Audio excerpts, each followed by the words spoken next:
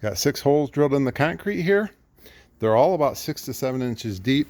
Took this rebar and drove it in with a hammer, so all the way in it's tight. It's a nice tight fit. I didn't want to make the hole too big, and that way when I drove it in, it remained a tight fit. If you drill it too big, then you'll probably need epoxy or something to hold it in. The reason that I didn't drill straight is because if for whatever reason it came loose in that hole and all of them were straight, the whole slab could slide away a little bit.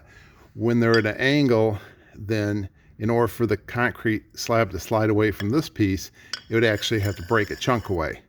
And it's important that you don't have them all at the same angle, because if they were all at the same angle, then it could slide away at the same angle. But when you're putting them at different angles, it's forcing this new piece of concrete to bond closer to that one, and it'll be almost impossible for it to slide away. And I also have this chase tube that's coming out of the house with it's 3/4 inch pecs with a 1/2 inch inside of it. You just have to soap it to get it to slide through there. But it's coming out here. I can tie into this chase tube and run 1/2 inch pecs through this, and it can come up over there and go all along the front of that porch, and I can have water at the far end.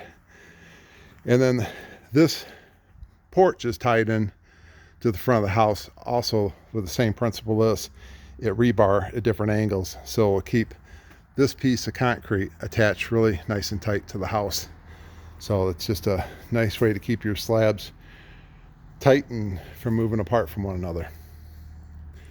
And then I also made sure that I've got an angle on the board. I don't really want any water sitting on this concrete just like that. It's a pretty good drop. That one's almost a 2-inch drop in the 9 feet from there to there. If water sits on it, then your concrete's actually going to turn black after a period of time from the water and the algae or mold, whatever it is. It's going to just leave black spots on your concrete, and it'll be kind of irritating. So I just make sure I got enough pitch on these so the water runs off and will not remain on the concrete.